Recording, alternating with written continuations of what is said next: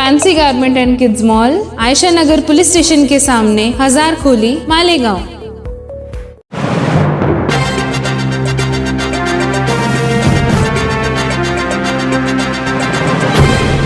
देखते रहिए the prime news Abdul Rahman के साथ।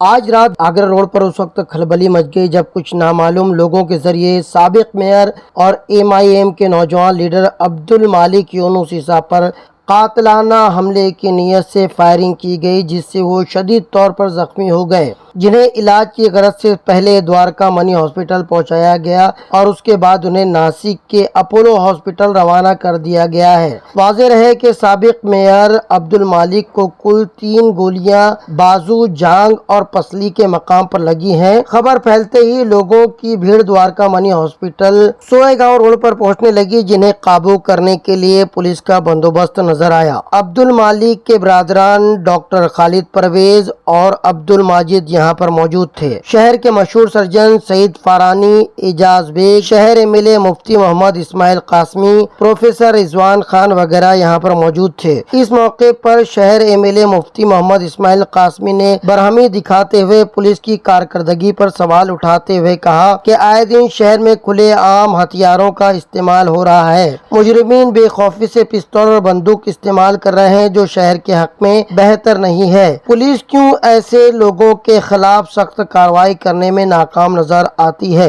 मिली तफसीलात के मुताबिक साबिक मेयर अब्दुल मालिक अब्दुल रहमान शाह की टाइल की दुकान सुप्रीम बिल्डिंग मटेरियल पर बैठे उनसे गपशप कर रहे थे, तभी कुछ नामालूम लोग आए और उन्होंने अंधाधुंध फायरिंग कर दी। हमलावर इतने बेखौफ थे कि ना उन्हें आसपास मौजूद सीसीटीवी कैमरे की मौजूदगी की परवाह थी और ना ही उन्होंने अपने चेहरे को किसी कपड़े से ढक रखा था। कुल कितनी राउंड गोलियां चली फिलहाल ये पता नहीं चल सका है, मगर उन्हें 3 गोलियां लगी है, ये बात सामने आ रही है। देर रात तक शहर additional SP Aniket Bharti, DYSP Takbir Singh Sandhu और पुलिस का अमला मौके वारदात पर तहकीक करता और इस पूरे वाक़े के चश्मदीद गवाह अब्दुल रहमान पहलवान का बयान रिकॉर्ड करता नजर आया। जिस जगह साबिक मेयर अब्दुल मालिक को गोलियां लगी, उसके ठीक सामने रोड के उस पार एचपी पेट्रोल पंप के पास पुलिस को 2 इस्तेमाल शुदा गोलियों के खाली कवर मिले हैं, जिन्हें बतौर सबूत पुलिस ने अपने पास ले लिए हैं। हो सकता है इन खाली कवर्स की फॉरेंसिक जांच हो। इतनी अहम शाहरा, इतनी बिजी रोड आगरा रोड पर इस तरीके से फायरिंग का वाकया पेश आना लोगों में मौजूए बहस बना हुआ है। आपको एक बार फिर बता दें कि मेयर अब्दुल मालिक को इलाज की गरज से नासिक के अपोलो हॉस्पिटल भेजा गया है। इस मामले में मजीद जो भी बातें सामने आएगी वो आपको बता दी जाएगी। मालेगांव के हालात आयरन को लेकर के इंतहाई खतरनाक होते जा रहे हैं। माजी में भी बार बार फायरिंग होती रही, लेकिन फायरिंग करने वाले जो असल आरोपी हैं डिपार्टमेंट ने उनको अरेस्ट नहीं किया। पीछे इसराइल इशू के ऊपर हमला हुआ था, उस हमले के अंदर जो है 4 लोगों को जमा किया गया। इसमें जो असल आरोपी फायरिंग करने वाले थे उनकी जगह जो है बोगस लोगों को डाला गया। ये डिपार्टमेंट की मिली भगत से हो रहा है। अगर पुलिस डिपार्टमेंट इस तरह की छूट न देती और इस तरह की जो सूरत हाल मालेगांव में बनती जा रही है कि हर 2-4 महीने के ऊपर फायरिंग होती है और फायरिंग करने वाला गिरफ्तार नहीं होता, लॉ एंड ऑर्डर के जिम्मेदारान क्या सो रहे हैं कि ये जंगल राज है। आज अगर हमारे एक से मेयर के ऊपर इस तरह का हमला होता है तो शहर के अंदर तो किसी की भी जान माल महफूज नहीं, ऐसी सूरत हाल है।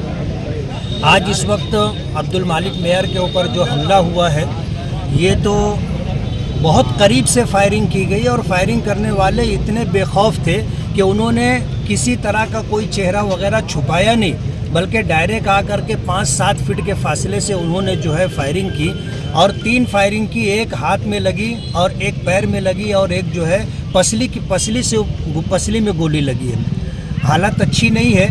इन हालात के अंदर पुलिस डिपार्टमेंट यहाँ हॉस्पिटल में आकर के गर्दी किए हुए था। पुलिस डिपार्टमेंट की जिम्मेदारी ये थी कि वो बजाय हॉस्पिटल छोड़ करके आरोपियों को तलाश करना, उनको गिरफ्तार करने का काम करना चाहिए था। सारे जिम्मेदारान यही जमा थे और जो असल आरोपी है वो शहर के अंदर कहाँ है, शहर से निकल गए हैं। पुलिस डिपार्टमेंट उनको जाने का मौका दे रही है, ऐसा दिख करके आ रहा है। जो असल जिम्मेदारान है हॉस्पिटल में रह करके क्या वो डॉक्टर हैं जो यहाँ आकर के वो काम कर रहे हैं? ये एक जिम्मेदार था, बाकी लोगों को अपने काम से लगना था और पूरे शहर की नाकाबंदी करके ऐसे लोगों को गिरफ्तार करने की कोशिश करनी चाहिए थी। मालेगांव शहर के अंदर इस तरह की जो सूरत हाल हो रही है, हम डिपार्टमेंट से इंतहाई नाराज़ हैं और उनके लॉ एंड ऑर्डर के ऊपर गिरफ्त कमज़ोर होने की वजह से हम उसका निषेध करते हैं और मजम्मत करते हैं। इस तरह की सूरत हाल ऐसा हो गए जैसे मालेगांव में जंगल राज है, किसी की जान, किसी का माल, इज्जत व आबरू महफूज नहीं है। इस तरह की सूरत हाल बनती जा रही है और जो लोग गुनहगार हैं, बेखौफ हैं, उनको किसी तरह का डर और खौफ नहीं है। ये सूरत हाल है। आने वाले दिनों के अंदर हम होम मिनिस्ट्री में भी बात करेंगे, असम्बली होगी, उसमें भी इस तरह यह आवाज़ हम उठाएंगे कि मालेगांव के अंदर पुलिस डिपार्टमेंट की गिरफ्त बहुत कमज़ोर हो गई है और इस तरह गुनहगारों के हौसले बहुत ज़्यादा बढ़ गए, जिसकी वजह से इस तरह की सूरत हाल है। आगरा रोड के ऊपर अगर फायरिंग होती है तो शहर के जो अंदरूनी इलाके हैं और किनारे का जो एरिया है, वो वहाँ के रहने वाले तो अपने आप को इंतहाई गैर महफूज समझेंगे।